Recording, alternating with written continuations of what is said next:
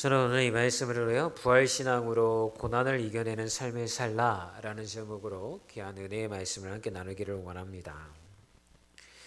아마 여러분들이 기억하시는 유명한 소설가들이 있다고 한다면 그 중에 한 명은 아마 해밍웨이를 기억하실 겁니다. 그런데 이 해밍웨이가 쓴 대표적인 어떤 책 중에 하나를 들자고 하자면 아마 노인과 바다라고 하는 그 책을 여러분들이 기억을 하실 겁니다. 영화로도 만들어졌기 때문에 제가 어린 시절을 생각해 보면 학창 시절에 이 영화를 아마 흑백 영화로 방송국에서 이렇게 영화를 했었던 걸 기억을 합니다. 그때는 이게 무슨 의미인지 잘 모르고 영화를 봤었는데 나중에 성인이 되고 나서 다방면으로 이 책에 대한 이야기를 들으면서 여러 가지 생각을 갖게 만들었던 책이었던 것 같습니다. 이 책의 내용은 이런 겁니다. 산티아고라고 하는 한 노인이 있는데 어부가 있는데 84일 동안 고기를 잡지를 못합니다. 그런데 어느 날 큰 마음을 먹고 작은 돛담배를 끌고서 바다 한가운데로 나가게 되죠. 그런데 거기서 청새치를 잡게 됩니다. 아까 사진 이렇게 보시면 알겠지만 어마어마하게 큰 물고기입니다. 사흘 밤낮을 혼자 이 낚싯줄을 가지고서 사투를 벌여서 마침내 이 청새치를 낚아 올리게 됩니다. 근데 청새치가 너무 커가지고 배 위에다가 실을 수가 없는 거예요. 그래서 배 옆에다가 이렇게 청새치를 묶습니다. 기쁜 마음을 가지고서 이제 항구로 이렇게 돌아가고 있는데 그만 상어떼를 만나게 됩니다. 이 달려든 상어떼들이 이 청새치의 모든 살점을 다 물어가 버립니다. 앙상한 뼈만 남긴 채로 이 배는 집으로 돌아오게 되어지죠. 그리고 모든 것을 잃은 이 노인은 오두막 자신의 집으로 돌아가서 잠을 청합니다. 그리고 그는 꿈속에서 젊은 시절 보았던 아프리카의 사자들을 보고 이 소설은 끝을 맺게 되어집니다. 이 마지막 장면에서 독자들은 깊은 생각에 빠지게 된다고 그래요. 이것은 모든 것을 잃어버린 한 인간의 처절한 패배의 기록일까?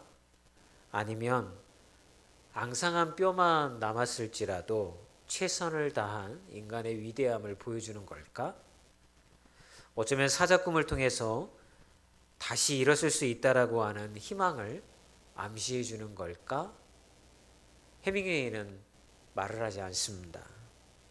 그저 우리 삶이 마주하는 한 가지 질문만 우리에게 남겨두게 되어지는 거죠. 그 질문은 이런 것입니다. 모든 수고와 고통이 결국 허무한 뼈만 남기는 것이라면 도대체 우리는 무엇을 위해서 또 무엇으로 인생을 살아가야 하는가? 라고 하는 질문을 우리에게 준다는 겁니다.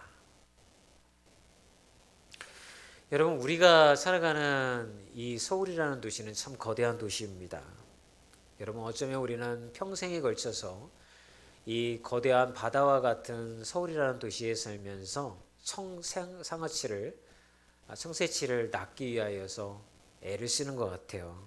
치열하게 공부하고 밤낮으로 일을 합니다. 청새치 같은 성공을 낚아보려고 애를 쓰기도 하고 최선을 다하여서 자신의 인생을 어떻게든 무엇을 낚는 인생이 되게 하기 위하여서 노력을 하게 되어지는 거죠. 그런데 어떻습니까? 살아보면 그렇게 노력을 해도 상어떼라고 하는 질병, 또 관계에서 오는 실패, 또는 경제적 어려움, 또 어떤 여러 가지 어려움들이 우리의 성취를 조금씩 뜯어먹죠. 그러다 보면 우리의 인생이 이제 죽음이라고 하는 마지막 항구에 도달을 하게 되어졌을 때에 내가 지금까지 살아온 인생을 쭉 한번 생각을 해보면 도대체 나는 나의 인생 가운데 남겨진 게 무언가? 뼈만 남은 앙상한 청새치의 모습인가? 나는 도대체 무엇을 남겼는가? 이런 고민을 하게 되어집니다. 어쩌면 여러분 우리는 인생에 아무것도 남기지 못하는 인생을 살 수가 있습니다. 그러다 보면 나는 그냥 이 땅에 어쩔 수 없이 태어났기 때문에 살았고 발버둥 치다가 그냥 이렇게 그냥 아무것도 인생 가운데 남긴 것 없이 죽음을 맞이하겠구나. 허무함이 몰려올 수도 있게 되어지는 거죠. 그러면 우리는 마지막으로 나에게 이렇게 얘기하죠. 내 인생은 이렇게 가치 없이 끝나는 걸까? 내가 그동안 흘렸던 이 눈물과 수고는 어떤 의미가 되어지는 거지? 이런 질문을 이제 하게 되는 겁니다. 그래서 오늘 말씀의 포인트는 이런 거예요. 만약 인생에 대해서 그런 허무함을 느끼는 분들이 계시다고 한다면, 또는 아직은 살아갈 날이 너무 많이 남아서 자신의 인생을 허무한 인생이 되지 않기를 원하는 분들이 있다고 한다면, 오늘의 본문은 그러한 질문에 대한 해답을 여러분들에게 제시해주고 있는 것입니다. 그래서 오늘 말씀을 통하여서 허무함에 대한 소망을 얻는 분들이 되시기를 주의 이름으로 소망해 봅니다. 여러분, 우리의 인생이 의미 있는 인생을 살아가려면 어떻게 해야 될까요? 첫 번째는 여러분, 부활의 소망을 붙잡으셨으면 좋겠습니다. 오늘 말씀 19절에서 20절을 보면 이렇게 기록이 되어져 있습니다. 우리 함께 읽어볼까요? 만일 그리스도 안에서 우리가 바라는 것이 다만 이 세상의 삶뿐이면 모든 사람 가운데 우리가 더욱 불쌍한 자이리라. 그러나 이제 그리스도께서 죽은 자 가운데에서 다시 살아나사 잠자는 자들의 첫 열매가 되셨도다. 아멘. 오늘 본문의 배경이 되어지는 고린도에 관한 이야기를 여러분들하고 조금 나눴으면 좋겠습니다. 바울은 고린도라고 하는 항구 도시에 있는 고린도 교회에 이 고린도 전후서를 썼습니다. 그런데 이 고린도라고 하는 도시는요, 굉장히 큰 도시였어요. 실제로 그 도시에 이제 우상을 섬기는 그 신전이 있었거든요. 그런데 그 신전을 섬기는 여사제들이 1000명 정도였다고 합니다. 그런 걸 보면 거기에 거주하는 인구가 이 서울처럼 어마어마하게 많은 인구가 거주했다라고 하는 걸 알 수가 있고요. 또 하나는 이 고린도는 항구 도시예요. 그 당시에 모든 물류가 배로 왔다 갔다 했기 때문에 어마어마한 물류와 경제적인 풍요가 그 도시에 있었다라고 하는 것을 우리에게 이야기를 해주는 거죠. 근데 여러분 아시잖아요. 경제적으로 풍요하고 모든 것이 좋으면 항상 사람들은 욕망을 따라서 살아가게 되어져 있잖아요. 이 고린도도 마찬가지였습니다. 거기에 거주하고 있는 사람이나 항구의 어부들은 굉장한 풍요로 인하여서 도덕적이거나 그들의 의미 있는 삶을 살아내지 아니하고, 이 땅에서의 사는 삶은 죽으면 끝이야. 한 번 사는 인생 의미 있게 사는 건 의미가 없어. 그냥 쾌락을 즐기고 내가 놀 수 있을 때 놀고 즐길 수 있을 때 즐기자. 이런 어떤 헬라 철학의 영향을 받아서 사람들이 그런 마음을 가지고 인생을 살아갔던 거죠. 근데 여러분, 거기에 교회가 들어섰습니다. 이제 교회를 다니는 사람들에게 의미 있는 인생을 살고 예수님을 알았으니 주님을 위해서 살아야 한다라고, 그런 인생이 의미 있는 인생이라고 말씀을 가르쳤어요. 그런데 교회에서 아무리 이 말씀을 가르치면 뭐합니까? 그들이 예배가 끝나고 세상으로 다시 나아가면 세상에 있는 사람들은 이렇게 얘기를 하는 거예요. 야, 한 번 죽으면 끝이야. 니네 교회에서 다시 살아난다고 가르친다며. 야, 그게 말이 되니? 죽으면 끝이고 부활은 없는 거야. 그러니까 한 번 사는 인생 즐길 수 있을 때까지 즐기고 쾌락을 추구하면서 사는 인생이 가장 가치 있는 인생이야 라고 하는 당시의 가치관에 그들은 직면하게 되었다라고 하는 것이죠. 그들의 마음을 여러분 한번 상상해 보십시오. 예수님의 십자가와 부활을 믿는다고 고백하지만 세상에 나가면 세상은 다른 이야기를 하는 것입니다. 그러다 보니까 어떻게 됩니까? 세상의 이야기가 합리적으로 들리는 거예요. 그들의 믿음이 흔들리기 시작을 합니다. 예수 믿는다라고 하는 것이 다만 나의 인생이 예수라고 하는 신을 통하여서 좀 더 잘되고 복된 인생이 되기를 원하는 마음은 있지만, 정말 예수님이 보여주신 삶을 따라 산다라고 하는 것은 불가능하고 부활은 없다라고 하는 생각들이 조금씩 고린도 교회 성도들 마음 가운데 싹트기 시작했다라고 하는 것입니다. 그러다 보니까 그들의 마음은 이렇게 되는 거죠. 내가 걸어가는 이 믿음의 길이 정말 맞는 건가? 이 모든 고난이 결국 헛된 것이라고 한다면 신앙을 지키기 위해서 손해를 감수하고 믿음의 길을 걸어가기 위해서 다른 사람에게 양보하고 이런 삶의 끝이 헛된 것이라고 한다면 우리의 신앙의 삶은 아무 의미가 없는 삶이고 잘못된 길을 걸어온 거잖아요. 그런 마음들이 이 고린도 교회의 성도들에게 나타나기 시작했다라고 하는 것입니다. 그럴 때 사도 바울은 그들에게 흔들리지 않는 강력한 믿음의 말을 선포를 합니다. 그게 고린도전서 15장 19절의 말씀이죠. 만일 그리스도 안에서 우리가 바라는 것이 다만 이 땅의 삶뿐이라고 한다면 모든 사람 가운데 우리는 더욱 불쌍한 자이니라. 여러분 생각해 보세요. 만약 이 땅에서 사는 삶이 이곳으로 끝난다고 한다면 여러분 우리의 예배 형태가 조금 달라져야 돼요. 여러분 다니엘 기도회 통해서 은혜 많이 받으시죠, 그죠? 자신들의 삶을 내려놓고 욕망을 포기하고 헌신하고 희생적인 삶을 살아가려고 애를 쓰는 모습을 우리는 다니엘 기도회의 간증을 통해서 많이 듣습니다. 그런데 그건 이 땅의 삶이 끝이 아니라는 것을 알기 때문에 그들이 그렇게 살아가려고 애쓰는 거예요. 그런데 만약 우리가 이 땅의 삶으로 끝난다고 한다면 여러분 우리는 예배에 나와서 어떻게 예배 드려야 되냐면 주님 제 사업이 잘 되게 해주세요. 이 땅 가운데 남들에게도요 남부럽지 않고 모든 사람의 부러움을 받을 수 있는 그런 잘 되는 인생 되게 해주세요. 하나님 제게 복을 주셔서 자식들도 그런 인생 되게 해주시고 대대손손 잘 먹고 잘 살 수 있는 인생이 예수님으로 인하여서 얻을 수 있는 복이라고 하는 것을 세상에 증거할 수 있는 믿음을 갖게 해주세요. 여러분 이렇게 기도해야 되는 거예요. 날마다 우리가 예배에 나와서 어떻게 예배를 드려야 될까요? 가슴을 치면서 주여 나는 죄인이로소이다. 또 주님 말씀대로 살지 못하고 제 욕망 따라 살았네요. 이런 기도가 울려 퍼지는 게 아니라 주님 이번 주에 큰 사업권이 있습니다. 이번 주에 큰 계약권이 있습니다. 이번 주에 우리 자녀 좋은 데 들어가야 할 시험이 있습니다. 주님으로 인하여서 이 모든 것들이 다 굿뉴스가 되어질 수 있도록 역사해 주세요 라고 하는 기도에 거기에 머무르게 되어질 거예요. 그렇지 않습니까? 그런데 사도 바울은 그러한 우리의 속마음을 알듯이 우리에게 이렇게 얘기를 합니다. 여러분 그렇지 않습니다. 여러분의 인생은 이번 생으로 끝나지 않습니다. 여러분들은 반드시 부활하고 예수님이 재림하는 날 여러분들이 어떻게 주를 위해서 살았고 주님을 위하여서 헌신했는지를 보시고 우리에게 상급을 주실 것입니다 라고 하는 말로 우리에게 알려주고 있다라고 하는 거예요. 여러분 한 젊은 집사님이 죽음을 눈앞에 두고 있습니다. 누구보다도 주님을 뜨겁게 사랑했고 재능도 많아서 굉장히 많은 헌신을 했습니다. 그런데 그만 암이라고 하는 질병이 너무 깊게 그 집사님의 몸 안으로 잠식해 들어왔습니다. 그 집사님이 죽음을 눈앞에 둔 순간 목사님의 손을 붙잡고 이렇게 말합니다. 목사님, 제 인생이 이렇게 끝나는 것 같아서 너무 억울하고 허무합니다. 이게 끝입니까?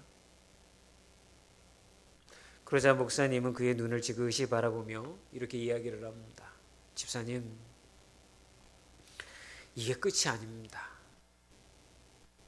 집사님의 삶은 이 땅에선 끝이 있지만 주님 안에서 새로운 시작이 열릴 것입니다. 예수님께서 부활의 첫 열매가 되셨기 때문에 집사님도 반드시 부활합니다. 그리고 다시 부활하여서 주님 앞에 서게 될 것입니다. 그때에는 이 땅에서 얼마나 주를 위하여 주를 사랑하면서 살았는지 그리고 주님이 주신 사명을 위하여서 얼마나 달려갔는지 그것을 주님께서 알아주실 것입니다. 그러니 주님이 이 땅에서의 당신의 삶이 끝난 것으로 스스로를 재단하지 마세요. 그렇게 이야기를 드렸더니 죽어가던 그 집사님이 눈에서 흐르던 절망의 눈물이 소망의 눈물로 그렇게 바뀌는 걸 보게 되었다는 것입니다. 사랑하는 여러분, 혹시 여러분의 삶이 상어떼에게 다 뜯어먹혀서 아무것도 남지 않는 절망과 같은 그런 인생이십니까? 세상은 여러분들에게 가진 것도 없고 이뤄놓은 것도 없기 때문에 끝이라고 이야기할 수가 있어요. 그런데 주님은 오늘 이 말씀을 통하여서 우리에게 이렇게 말씀하십니다. 그게 아니다. 끝이 아니다. 나의 부활이 너의 소망의 근거다. 이 땅에서의 삶으로 너의 삶이 끝나지 않으며 반드시 부활하여서 주님 앞에 서게 되어질 것이고 너희들이 달려간 믿음의 경주를 보시고 반드시 우리에게 상 주시는 하나님을 믿어라 라고 우리에게 이야기해 주고 있다라고 하는 것입니다. 사랑하는 여러분, 거기에 여러분들이 소망을 가지셨으면 좋겠습니다. 이 땅에서의 여러분들이 믿음을 지키기 위해서 애썼던 거, 여러분들이 믿었던 그 예수님을 여러분들의 자녀들에게 믿음의 유산으로 전해주기 위해서 발버둥 쳤던 거, 이 땅에서 손해나는 삶을 살았고 이 땅에서 양보하는 삶을 살았지만 십자가의 은혜를 위하고 예수님을 욕먹이지 않기 위하여서 그 모든 불편함과 그 손해를 감수하였던 그것이 그것으로 끝나는 것이 아니라 예수님 앞에서, 우리 주님 앞에서 분명히 다시 평가받는 그날이 오리라고 믿습니다. 여러분, 그 부활의 촛대를 붙잡고 여러분이 믿음의 경주를 포기하지 않고 달려가는 모든 분들이 되어지기를 주의 이름으로 축원합니다. 그렇다고 한다면 여러분, 우리 인생에 그런 허망함은 있을 수가 없는 거예요. 왜요? 분명히 상 주시는 우리 주님이 계시기 때문에 우리는 허망함을 가지고, 허무함을 가지고 나의 인생을 바라보지 않을 수 있다라고 하는 것입니다. 자, 그렇다고 한다면 이 부활신앙을 가진 사람들은 오늘 고난을 어떻게 이겨낼 수가 있을까요? 여러분, 강단에서 제가 여러분에게 여러분 부활 바라보십시오.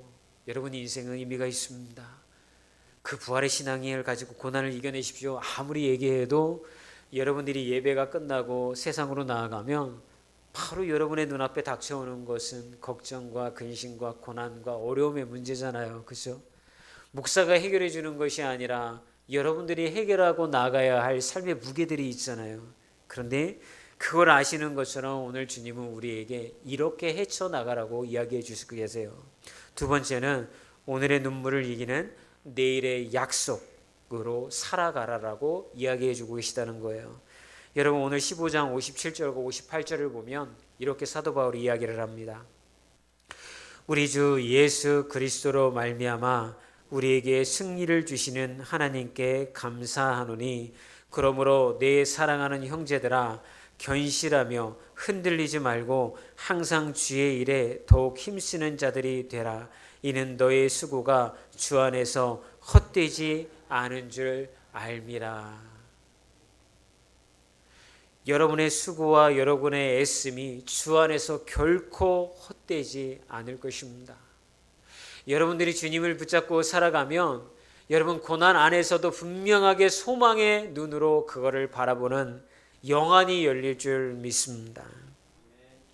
1871년 실제로 있었던 일인데요. 시카고에 큰 화재가 일어났습니다. 그래서 그날 여러분 도시의 3분의 1이 불탔습니다. 근데 그 도시에는 호레이쇼 스페포드라고 하는 변호사이자 그리스도인이었던 한 사람이 살고 있었습니다. 그런데 이 큰 불로 인하여서 이 스페포드는 자신의 모든 재산을 다 불태워줍니다. 너무나도 절망할 상황이 그에게 벌어진 것입니다. 그렇지만 이제 절망하고 있을 수만은 없기 때문에 가족들을 위로하기 위하여서 그는 사랑하는 아내와 네 딸을 유럽 여행을 가는 배에다가 태웁니다. 그러면서 헤어지면서 이야기하죠. 여보, 걱정하지 마. 얘들아, 걱정하지 마. 불이 나서 전 재산을 다 잃었지만 아빠 재기할 수 있다. 남편 믿지? 유럽 여행 갔다 오면 내가 다 이거 다 회복시켜 놓을 테니까 그때 우리 다시 웃는 얼굴로 기쁘게 다시 만나자. 이렇게 스페로 오는 아내와 네 딸을 배어 태워서 이제 떠나보내게 됩니다. 근데 그 아내와 딸들이 탔던 배가 대서양 한가운데에서 그만 다른 배와 충돌하여서 침몰하게 되어집니다. 아내만 간신히 구조가 되었고 사랑하는 네 딸은 모두 다 차가운 바닷속으로 사라지게 됩니다. 살아남은 아내에게서 온 전보는 단 두 단어였습니다. 혼자 구조됨. 스페포드는 아내를 만나기 위해서 급히 배를 탑니다. 배가 사고 해역을 지날 때에 그 사실을 알고 있었던 선장이 스페포드에게 다가와서 말을 건넵니다. 스페포드 씨, 아마 이 지점이 당신의 딸들이 잠긴 곳일 겁니다. 조금이나마 스페포드에게 딸들을 기리게 하는 시간들을 주기 위해서 아마 이 말을 건넨 것 같습니다.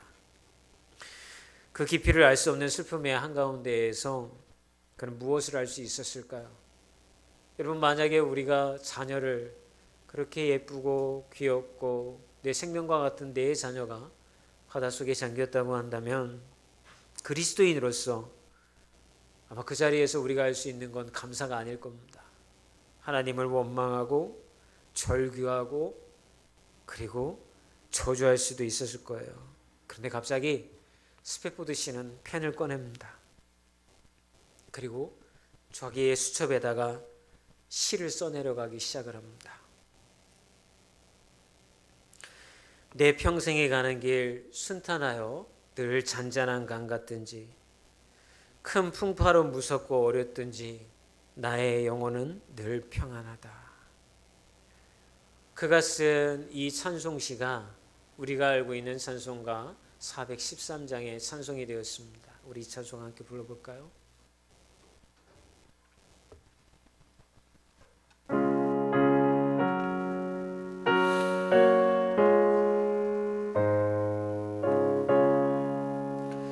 내 평생에 가는 길 순탄하여 늘 잔잔한 강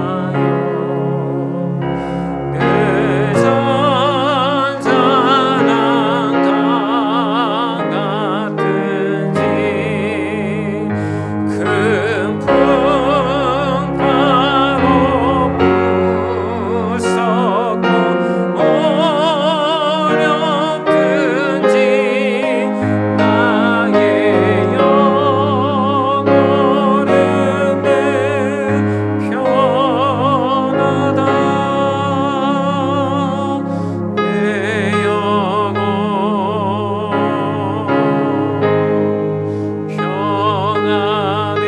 무섭고 어렵든지 나의 영혼은 늘 평안하다. 내 영혼 평안해. 내 영혼 평안해.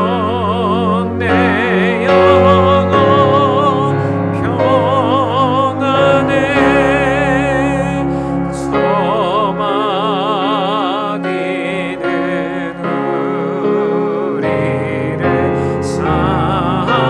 삼키려고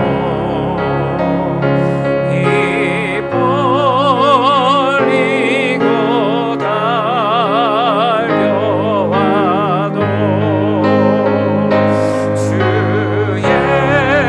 예수는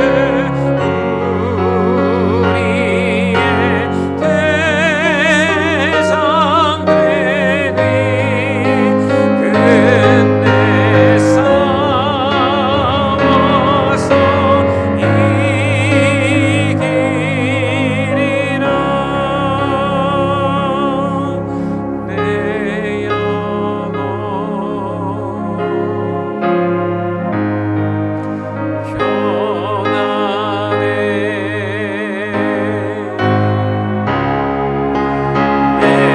영혼 평안해. 내 영혼 평안해. 스페로우 씨는 자신의 믿음과 자신의 신앙을 가지고 여러분 이 슬픔을 이겨냈던 것입니다. 많은 사람들이 이렇게 그에게 질문을 했다고 그래요. 어떻게 그게 가능했습니까? 자녀들이 4명이나 바닷속에 수장이 되어졌는데 그 슬픔이 크지 않았나요? 그랬더니 그가 이렇게 이야기를 합니다. 고통이 작아서도 아니고 고통이 가벼워서도 아닙니다. 비록 저는 딸들을 잃었지만 저에게는 한 가지 남아있는 소망이 있습니다. 그것은 이 땅에 주님이 재림하시는 날 우리 딸들도 부활할 것이라는 것입니다. 그리고 저는 그 딸들을 만날 것입니다. 이제 제가 할 수 있는 이 자리의 모든 최선은 하나님을 원망하고 하나님을 저주하는 게 아니라 그 소망을 가지고 주님, 하나님 앞에서 하나님을 찬송하겠습니다. 그리고 하나님을 예배하겠습니다. 이 고백으로 스페로우는 그 아픔과 고통을 이겨내었던 것입니다. 여러분, 해밍웨이라고 하는 한 노인이 결국 앙상한 뼈만 남은 물고기를 가지고 항구로 돌아왔습니다. 세상의 이야기는 여러분 그것으로 끝을 냅니다. 우리의 인생이 그런 거라는 거예요. 아무리 노력해도 앙상한 뼈만 남을 수 있기 때문에, 이 땅에 사는 삶이 시한이 정해져 있고 끝이 있기 때문에 그런 인생으로 사는 것은 의미가 없다라는 것을 해밍웨이는 이야기를 해주고 있는 것이죠. 그런데 허무와 상실을 세상이 이야기할 때 예수님은 전혀 다른 이야기를 우리에게 이야기를 해줍니다. 부활이 있다는 거예요. 이 땅의 삶이 끝이 아니라는 거예요. 오늘의 수고와 오늘의 한탄과 여러분들이 신앙을 지키기 위해서 흘린 그 눈물이 예수 안에서 같이 있다라고 하는 거예요. 그 열매가 반드시 이 땅 가운데 맺히게 되어질 것이며, 여러분들이 부활하는 날, 예수님 앞에 다시 서게 되어지는 날, 주님은 우리를 향하여서 충성된 종이었다라고 우리에게 이야기를 해주실 거예요.